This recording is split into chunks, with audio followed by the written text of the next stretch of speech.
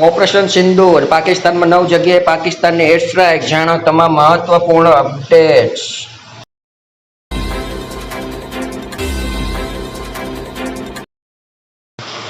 ભારતીય સેનાએ ઓપરેશન સિંદૂર હેઠળ પાકિસ્તાન તથા પીઓકેમાં એર સ્ટ્રાઇક કરી છે। પ્રાથમિક માહિતી અનુસાર થલ અને વાયુ સેનાએ રાતના 1:30 વાગે પાકિસ્તાનમાં ઘૂસીને આતંકવાદીઓના ઠેકાણા પર હુમલો કર્યો, જાણો તમામ મહત્વપૂર્ણ અપડેટ્સ।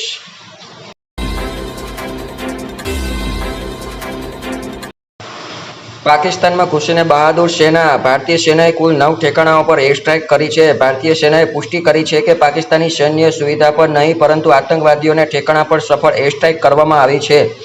એર સ્ટ્રાઇક બાદ ભારતીય સેનાએ ટ્વીટ કરીને જાણકારી આપતા કહ્યું છે કે ન્યાય થયો। જય હિન્દ।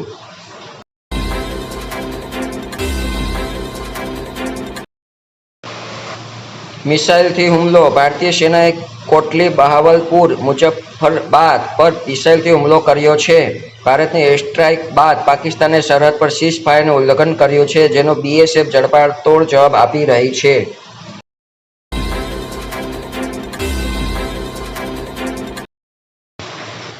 એએનઆઈ અનુસાર વડાપ્રધાન નરેન્દ્ર મોદી વરિષ્ઠ અધિકારીઓ સાથે સતત ઓપરેશન સિંદૂર પર નજર રાખી રહ્યા છે।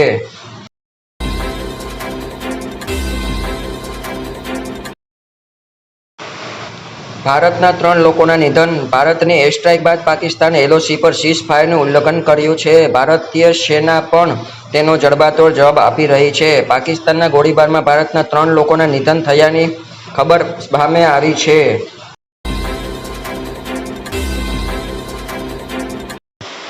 ટ્રમ્પનું નિવેદન, એર સ્ટ્રાઇક બાદ અમેરિકાના રાષ્ટ્રપ્રમુખ ટ્રમ્પે પણ નિવેદન આપ્યું છે। તેમણે કહ્યું છે કે આશા છે કે આ જલ્દી સમાપ્ત થશે। હું ઓફિસથી અંદર આવી રહ્યો હતો અને હાલ જ આ સમાચાર મને મળ્યા। મને તો લાગે છે કે કંઈક થવાનું છે, તેવો અંદાજ પહેલેથી જ હતો।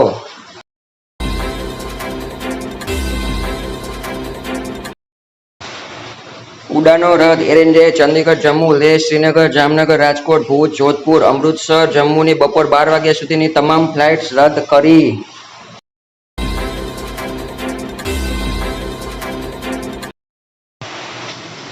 આતંકીઓના ઠેકાણા તબાહ, પ્રાથમિક અહેવાલો અનુસાર ભારતીય સેનાએ મુખ્યત્વે આતંકવાદી સંગઠન જૈશ-એ-મોહમ્મદ અને લશ્કરના ઠેકાણાઓને નિશાને લીધા હતા।